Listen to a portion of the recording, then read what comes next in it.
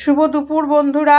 আজকে একটু দুপুরে রান্না করতে দেরি হয়ে গেল, তাই দুপুরের মেনু নিয়ে চলে এলাম। আজ আমার মা করছে লাউ শাকের ডাঁটা দিয়ে সর্ষে দিয়ে একটা সাদামাটা চচ্চড়ি।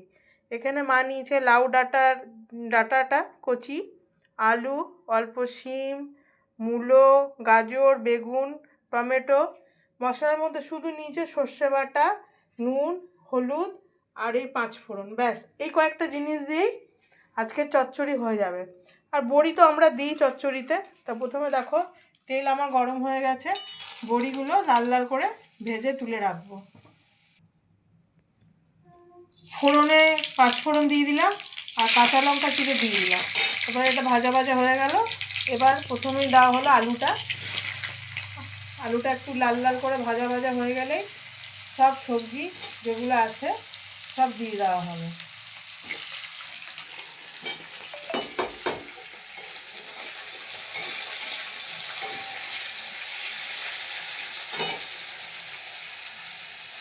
এবার দেখো আলুটা লাল লাল করে ভাজা হয়ে গেছে।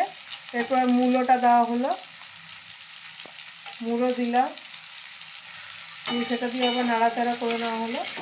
এবার সব সবজিগুলো এক এক করে দিয়ে একদম লাল লাল করে ভেজে নিতে হবে। গাজর,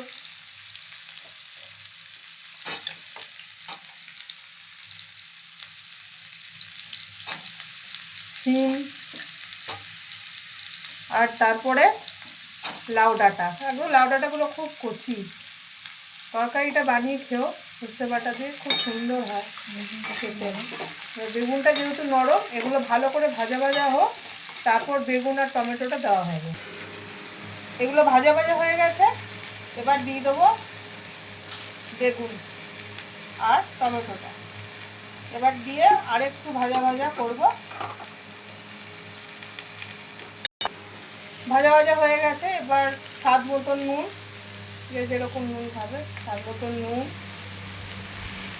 অল্প হলুদ, অল্প হলুদ দিতে হবে।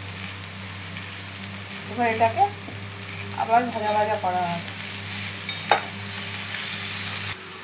সব ভালো করে দেখো লাল লাল করে ভাজা হয়ে গেছে। এবার এই সর্ষে বাটাটা 1 চামচ ভেতরে দেওয়া হলো।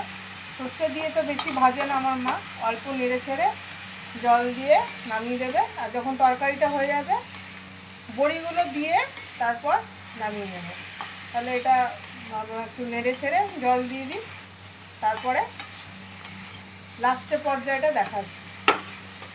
দেখো সর্ষেটা দিয়ে অল্প সামান্য মিশিয়ে নিয়ে জল ঢেলে দেওয়া হলো। এবার বড়িগুলো দিয়ে দেওয়া হচ্ছে। বড়িগুলো দিয়ে সবজিগুলো আর একটু সেদ্ধ তো হতে হবে, সেদ্ধটা হোক, তারপর ফিরে আসছি পরবর্তী রান্না। দেখো বন্ধুরা, লাউ শাকের ডাঁটার চচ্চড়ি রেডি। এবার নামাবার আগে একটু কাঁচা তেল গুঁড়িয়ে নামিয়ে নাও। চচ্চড়িটা খাওয়ার জন্য একদম রেডি। তো আজকে আমার রান্না এখানেই শেষ। পরবর্তী দুপুরের রান্নার মেনু নিয়ে আবার কালকে ফিরে আসবো। ততক্ষণ ভালো থেকো, সুস্থ থেকো। আর আমার রান্না আমার মায়ের রান্না যদি ভালো লাগে সবাই লাইক করো, শেয়ার করো, ফলো করো। সুস্থ থেকো, ভালো থেকো। আর আজকের মতন এখানেই শেষ করলাম।